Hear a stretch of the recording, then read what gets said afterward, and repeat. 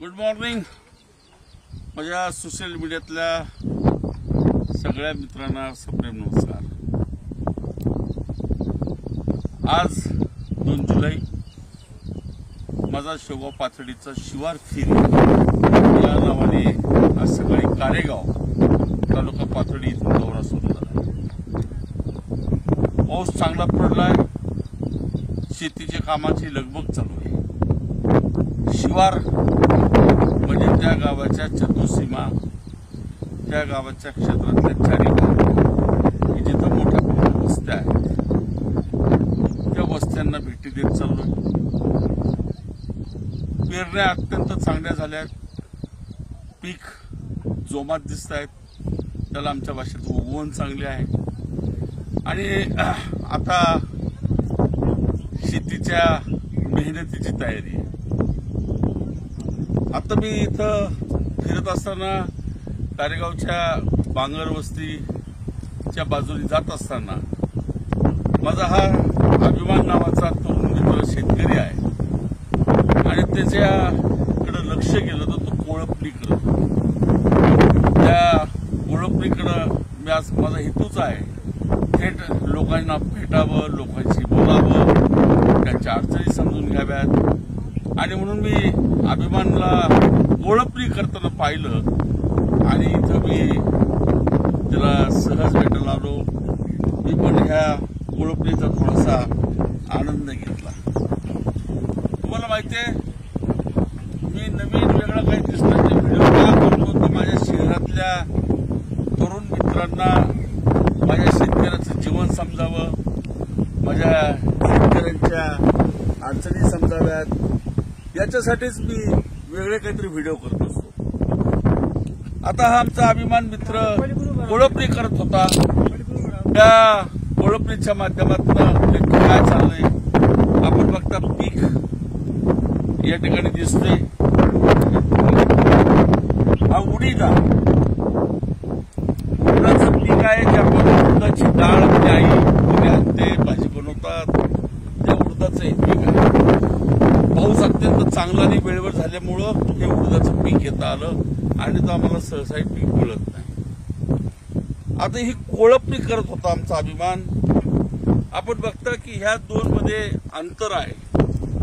पेरणी करत असताना शेतकरी हा परंपरेने शिकत आलेला असतो शेती करण्याची पद्धत। या दोन मधनं कोळपणी झाल्यानंतर सोडल्यानंतर आज ह्या साईजचं हे पीक आहे। आपण बघता एक सायकलचा सारखं ह्या वस्तू दिसते, हे कोळपणी यंत्र आहे की आता याच्यामध्ये ओल आहे, पाऊस पडत राहतोय, गवत उगवत राहतं, नको असलेलं गवत, आणि नको असलेल्या गवतामुळे मूळ पिकावरती परिणाम होतो, उत्पादन घटू शकतं आणि म्हणून शेतकरी सतत त्याच्या शेतातल्या पिकाला साफ करणं ही भूमिका ठेवावी लागते आणि म्हणून ह्याला कोळपून घ्यायचं। म्हणजे ह्या दोन पिकातलं जे अंतर आहे त्याच्या मधल्या पट्ट्यामध्ये ह्या चाकाच्या माध्यमातून हे मधला पट्टा मातीचा मोकळा करायचा की जणू करून ह्या माती मोकळ्या झाल्यामुळं नको असलेलं गवत उगवत नाही, नको असलेल्या गवतामुळे नुकसान होत असं ते होत नाही आणि ही माती मोकळी झाल्यामुळं त्याच्यामध्ये हवा खेळती राहते।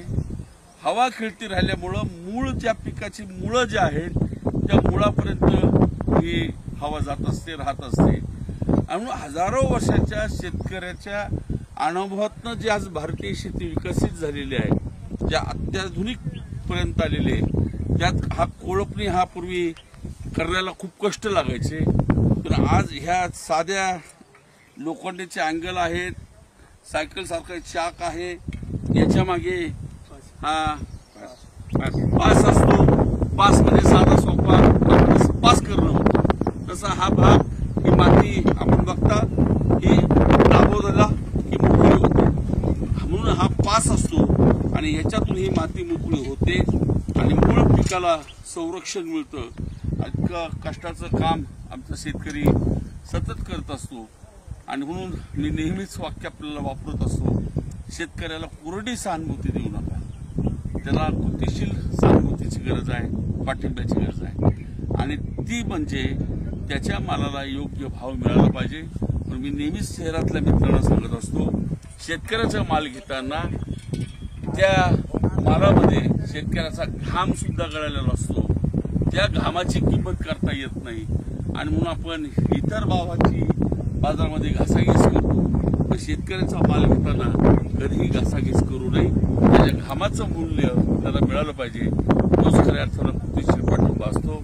माझ्या अभिमानाला शुभेच्छा व्यक्त करतो.